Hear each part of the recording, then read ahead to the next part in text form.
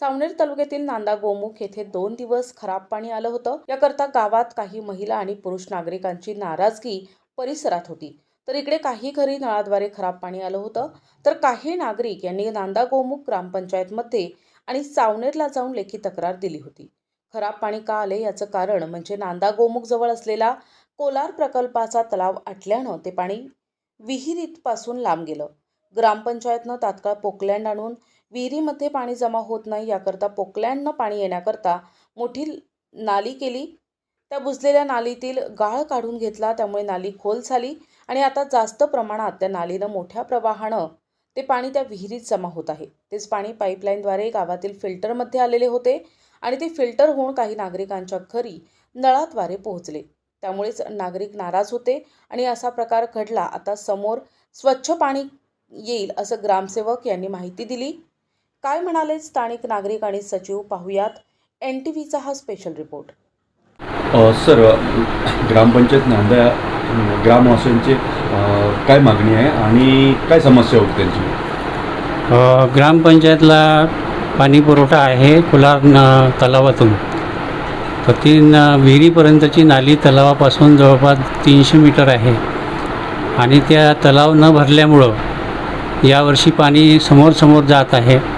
त्यामुळे पाणी पुरवठासाठी येणारे नालीतील पाणी आटल्यामुळे दिनांक 9/6/2025ला पोकलँड मशीन लावून संपूर्ण 300 मीटर नाली काढून पाणी पाणी पुरवठा विहिरीत सोडण्यात आलं। तर ते तलावातील पाणी असल्यामुळं त्या पाण्यासोबत गाळसुद्धा आला आणि तलावाच्या पाण्यात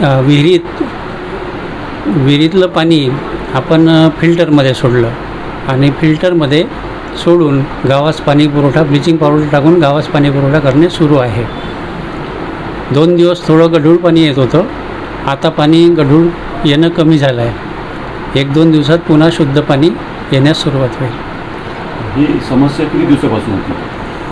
समस्या तशी यावर्षी तलाव भरला नाही, त्यामुळे पाणी समोर जात आहे आणि पाणी समोर गेल्यामुळे आम्हाला अनेकदा तिथं नालीनं पाणी विहिरीकडे काढण्यात आलं आहे। समोरचं ही उपाययोजना केल्यामुळे बरोबर मार्ग होईल का सर? हो, बिलकुल।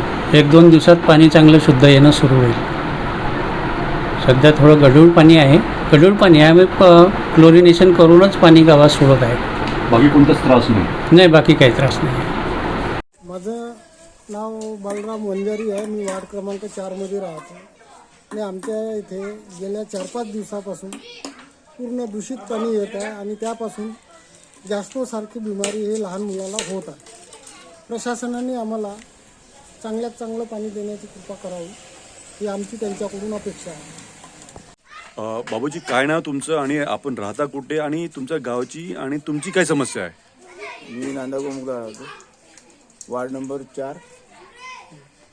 तर हे ग्रामपंचायतचे पाणी जे आहे इथे ते असे दूषित पाणी येते की 4-5 दिवस झाले असे नेहमीच असं दूषित पाणी वाटत होते।